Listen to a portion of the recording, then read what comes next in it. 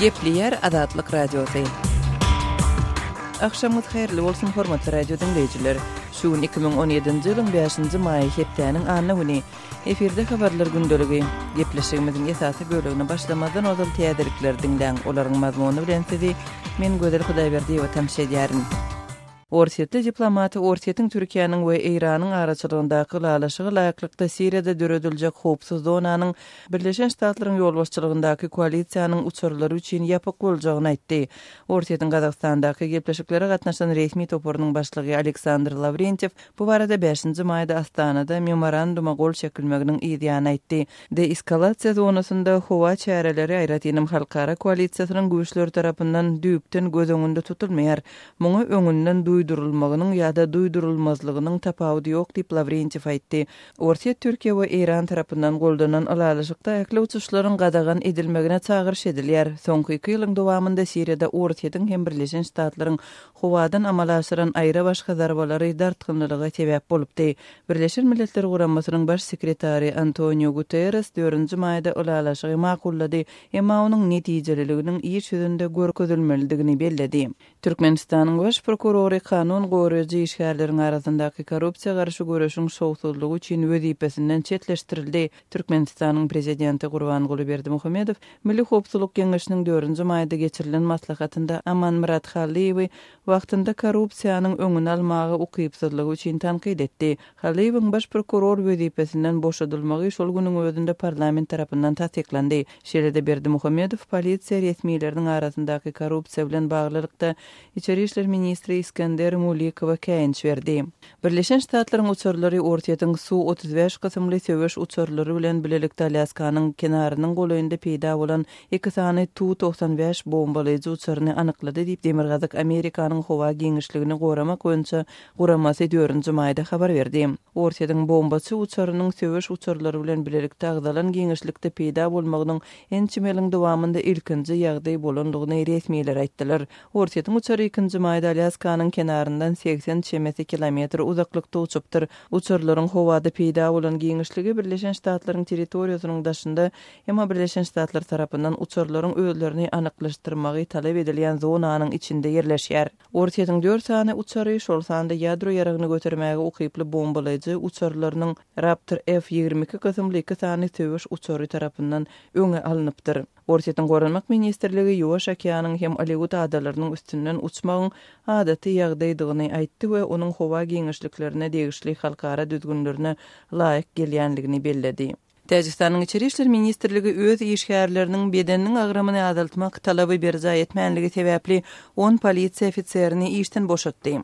Ministrligiň medeniýet wekili Umar Jon Emomaliýanyň 4-nji maýda Azat Ýewropa Azatlyk radiosyna aýtmagyna görä, 100-den gowrak polisiýa ofitserine olaryň aşy temizligi hakynda duýduruş berilipdir we horlanmak çäresini görmek üçin wagt möhleti göz öňünde tutulupdyr. Polisiýa ofitserleri güýçli, tiz we fiziki taýdan kämil bolmalydyr. Olar islendik ýagdaýda herekete taýýar bolmaly we öz gulluk borçlaryny doly berja etmeli diýip Emomali belledi.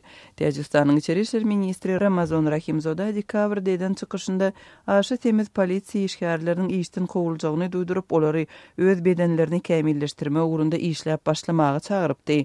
Ministrligiň dekabr aýynda öňe süren bu talabyna görä erkek polisiýa ofiseri adyndan 168 cm, denanlar 160 cm bolmaly, boyu 168-170 cm aralygyndaky polisiýa ofiserining ortaça agramy 75 kilograma barabar bolmaly. Täjikistanyň häkimetleri natsistik Germaniýa garşy uruşdaky ýeňişi bellemek üçin postsovet ýurtlarynyň ençemesinde 9-njy maýda geçirilýän ýörüşe goşulşmazlyk kararyna geldiler.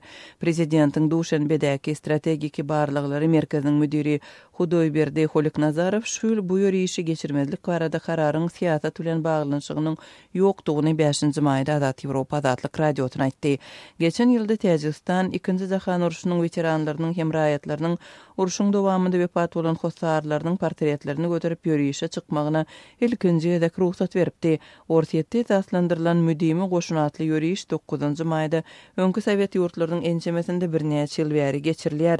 Orsiýetiň Täjikstandaky elçisi Igor Lyakin Frolov 5-nji maýda karary nägilelik bildirip, uruşda wepat bolan täjikleriň hormatlanmagy münasipdigini aýtdy. Hormatly radio dinleýijiler, siz günüň käbir täzelikleri bilen tanyş bolduňuz. Adatlygy isleýän wagtyňyz isleýän ýeriňizde dinlemek isleýäňizmi? Munuň üçin SoundCloud tilsiminde Adatlyk radiosyny tapyň we ýazylyň. Adatlygyň maglumatlaryny ilkinji bolup dinleň. Play Store'dan ýa-da iTunes'dan SoundCloud'un tilsimini indirmek ýatdan çykarmaň. Adatlygy SoundCloud tilsiminde Adatlyk radiosy ýazyp tap bilersiňiz.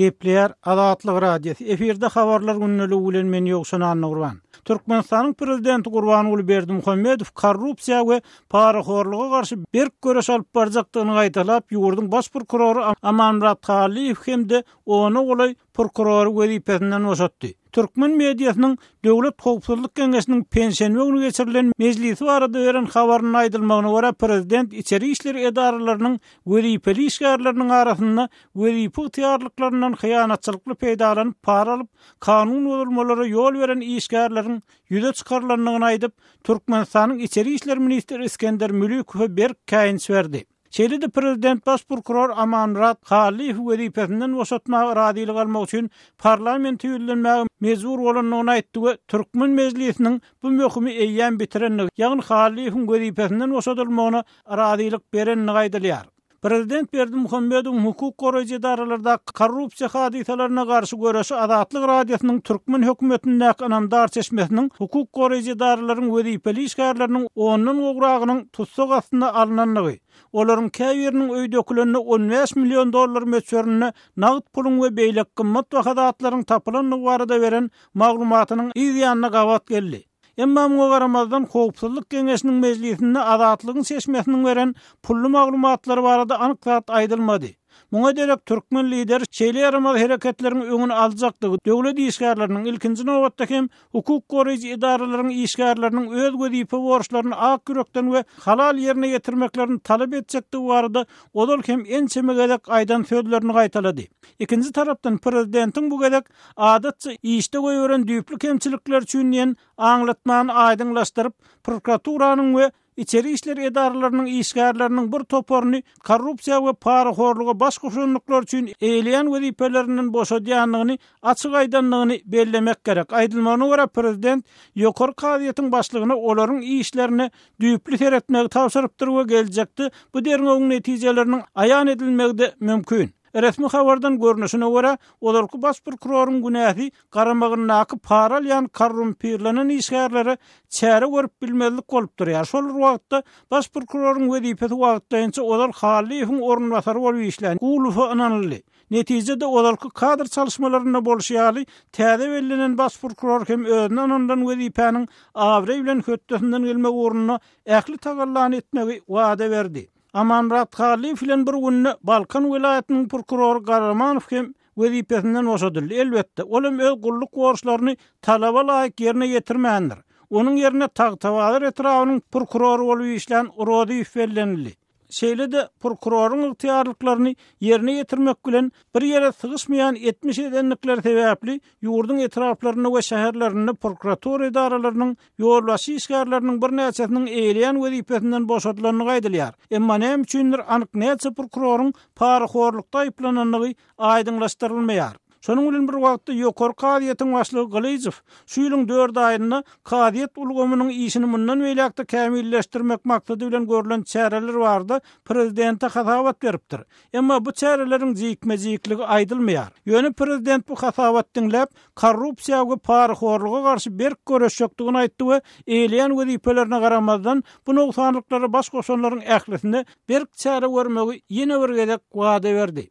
Adatlyk radiosynyň hökümet içindäki anandar çeşmesiniň pikirine görä, korrupsiýa we paraxorluga garşy görülen häzirki çäreler Aşgabatda sentýabr aýyna geçiriljek Aziýat üçin goşmaça terişdeleriň gözlenilýän wagtyna gawat geldi.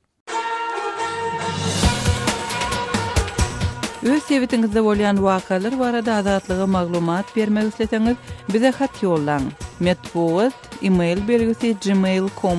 Siz suratlaryňyzy we videolaryňyzy hem ýollap bilersiňiz. Adatlyk siziň şahsiýetiňizi gizlenlikde saklar. Siz bolan wakalar barada maglumat beriň. Biz hem habar bereriz. Matbuat belgisi gmail.com.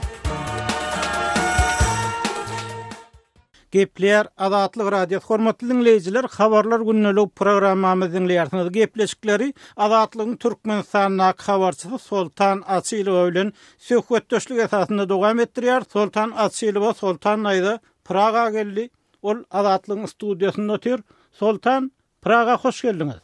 Sağ bolun. Soltan, sizin Praga gelmeňiz Türkmenistanyň baş prokuroryň işden aýrylmagyna, içeri işler ministrine Berk Kaýynç ýylan edilmegine, şoň bilen birlikde de bir topar prokuroryň işiniň derin elip başlanmagyna, prezident tarapyndan olaryň paraxorlukda aýyplanmagyna, korrupsiýada aýyplanmagyna gawat geldi. Prezident Berdimuhammedow paraxorluga garşy berk göreş ýokdugyny ýene bir gezek gaýtalady. Şoň bilen bir wagtda Türkmenistanyň hukuk goraýjy işgärleriň işi awatda halk içinde ondan öň hem nägili pikirler kän aýdylýar, olaryň adalatlylygy üçin etmeýänligi hakynda pikirler aýdylýar. Siz ila tarapynda bolanyňyzda adamlar şolaryň işi barada näme pikir edýärler, näme aýdýarlar? Näme üçin şu kunny şeýle döredi prezident ya muny odal bilmeýärmidi? Ýokşanşy paraxorluk barada aýtsak, Türkmenistanda paraxorluk diňe bir prokuratura ýa bolmasa sud sistemasynda, kadyet sistemasynda dälşi, ähli pudoklar boýunça paraxorluk ýetjek derejesine ýetdi. Ilaç paraxorlugyň ýetjek derejesine ýetende barada köp aýtdýarlar. Şu ilatyň arda şikayatlary diňlenmeýär, gaýtyp şu bir arda şikayet eden adam öz hukugyny talap eden adam hasam ýanalýar. Soňky döwürlerde prezident tarapyndan paraxorluğa garşy görüşmek barada eýem birinji gezek aýdylanok, ol bir näçe gezek aýdyldy. Ýöne şu ütgän zat ýok. Gaýtyp ýagdaýyň gününden bulaşýandygyny, gününden ýagdaýyň yaramadlaşýandygyny ýaşaýjylar aýtdýarlar. Ilat köpçüligi şu hukuk meselesinde, arda şikayetlaryň diňlenmeýänligi meselesinde gaty ilatda närazyçylyk köp. Indi prezidentiň howpsuzlyk kengesine eden çykysy, hemen baş prokurora çäre bermegi, umumyň şurada aýdan sözler halk içinde adalatlylyk gawatda umyt döredermi? Bu gowy hereketmi sizin pikiriňizçe? Ila tarafında ýokşanşy bir oňyn pikir döreder dip men hasap edemok. Sebäbi ilatyň pikiri şeýle şu işden bir wezipeli ýolbaşçyny işden aýrýarlar. Esasen hem kadyet hem prokuratura sistemasynda ýöne düzelýän zat ýok. Indi gelen öňküden beter bolýardy ýa ilat köpçüligi şu gowluğa garşy düzelip halkyň bir ardy haly diňlener, halka bir kömek bolar diýen pikir ilatda ýok. Eýsem bu ýagdaýyň üýtgünmeldiginiň sebebi näme? Näme üçin gelen şu ýagdaýy dowam etdirýär, öňkü ýagdaýy dowam etdirýär? Ýokşanşy Türkmenistanda şu sistemanyň özi şeýle, guruluşy, hökümet guruluşy şeýle dip ilat şeýle hasaplaýar. Egerde bir haýsam bolsa bir urdan esasen şu paraxorlugy ýok etmek ugrundan şu hakykatda da görüşmek isleýän bolsalar, şonu ýok etmek isleýän bolsalar, şonu döwlet ýolbaşçysynyň şoňa güýji etjekdigini halkyndan näme şoňa näme üçin üns berilenok, näme üçin şu bir ýagdaý gaýtalanyp dur, bir wezipeli ýolbaşçyny çalşanyň bilen hiçat üýtgenok, indi gelen meni şonu gaýtalýar. Esasy ýagdaýyň üýtgenmeýänliginden ilat närazy bolýar. Men näje öz misalymda da şu özümiň durmuş meselelerim bilen men prokuraturada, kadyet organlaryna da hälisinde ýür tutup barýan, menem şu ilat köpçüligi bilen deň hatarda şu taýdan hiç adalet tapamok. Şol baran wagtymda şu taýda aýda bir gezek, 2 aýdan bir gezek men arda şikayet bilen şu edaralara ýür tutup barýan türlü meseleler bilen. Şonda men ilat köpçüligi bilen şu taýda kän töhbetde bolýan, urunda bolýan, pikir alýan, şu ilat köpçüliginde şu ýagdaý düzeler diýen anam ýok, şunyň sebäbini halk göz ýetir bilen. Hormatly dinleýijiler, Azatlygyň Türkmenistanyň habarçysy Praga mehmançylygy bilen Soltan Asylow bilen söhbetdeşligimizi dinlediňiz. Öz sebitiňizde bolýan wakalar barada azatlyga maglumat bermek isleseňiz, biziň Facebook hasabymyzda ýazyň. Bizi gözlegi bölümine Azatlyk radiosu ýazyp tap bilersiňiz. Siz suratlaryňyzy we videolaryňyzy hem ýollap bilersiňiz. Azatlyk siziň şahsiýetiniňizi gizlinlikde saklar. Siz bolan wakalar barada maglumat beriň, biz hem habar bereriz.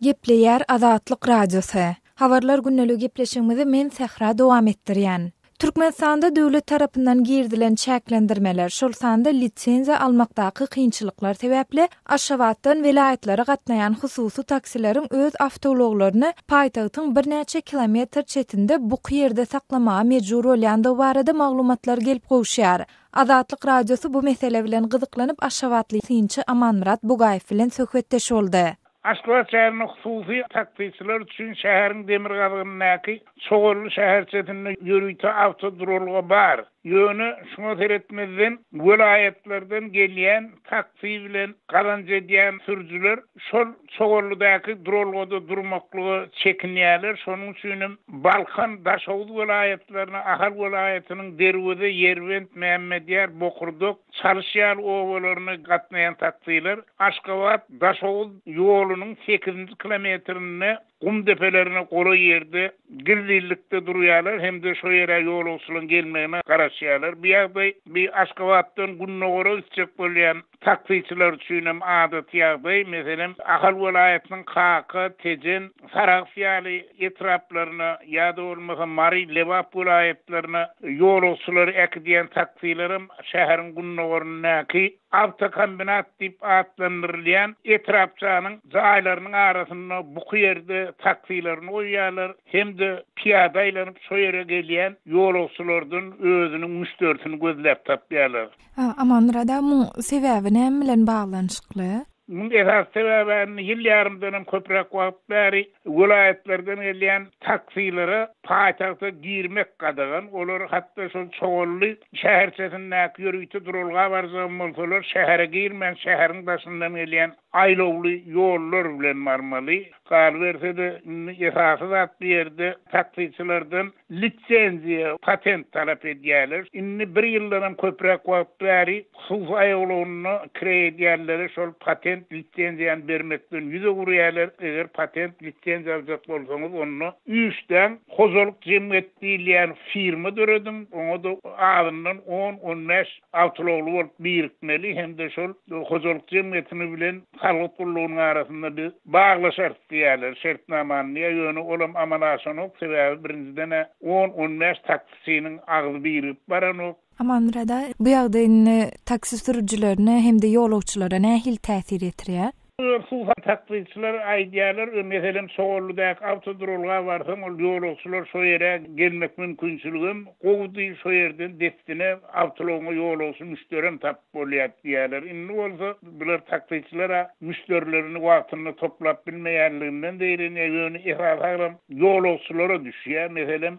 Daşowuz vilayatyna ýa-da Balkan vilayatyna gitjek ýolçy girdiği ýerde durýan hususy taksilere barýança şäherden taksi tutmaly.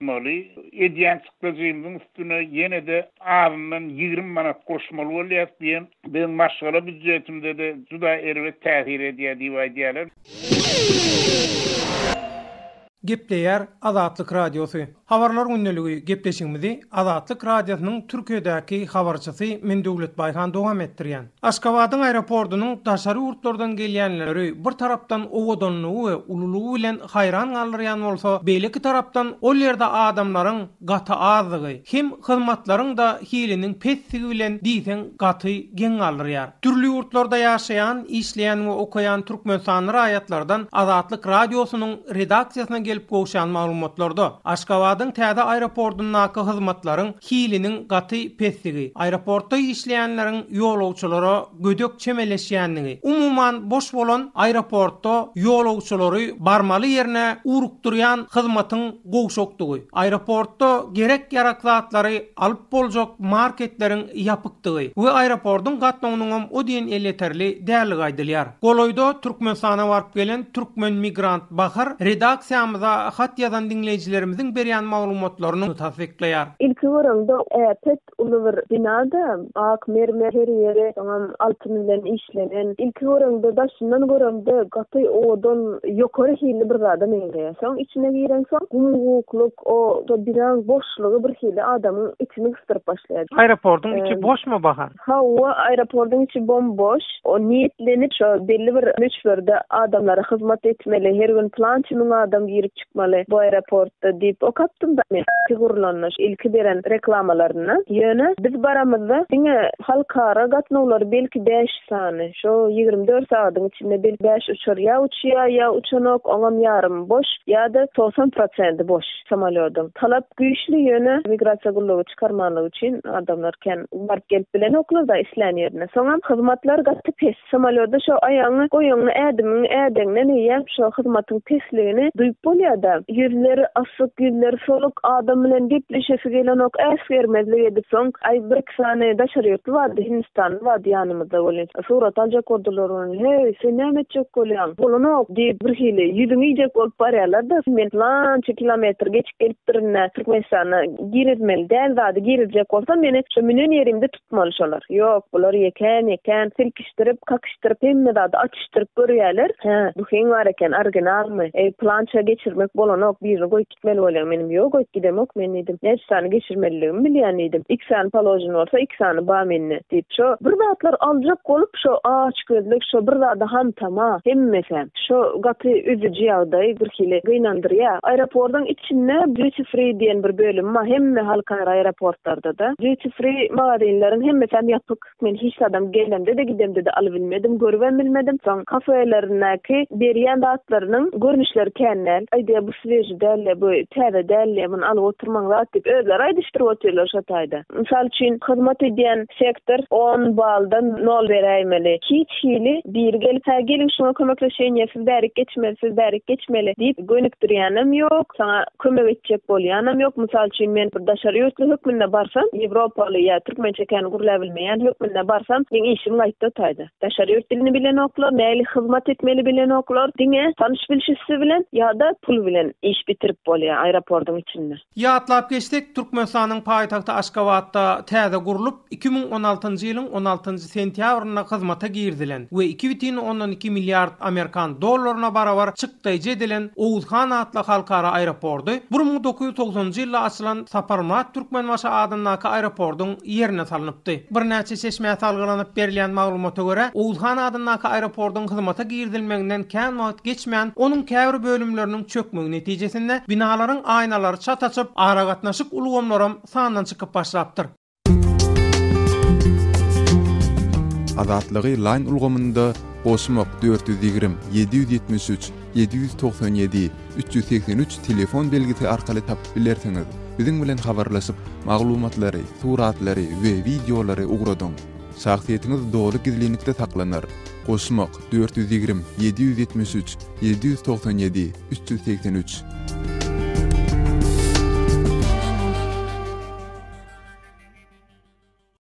Gepleýär Azatlyk radiosu.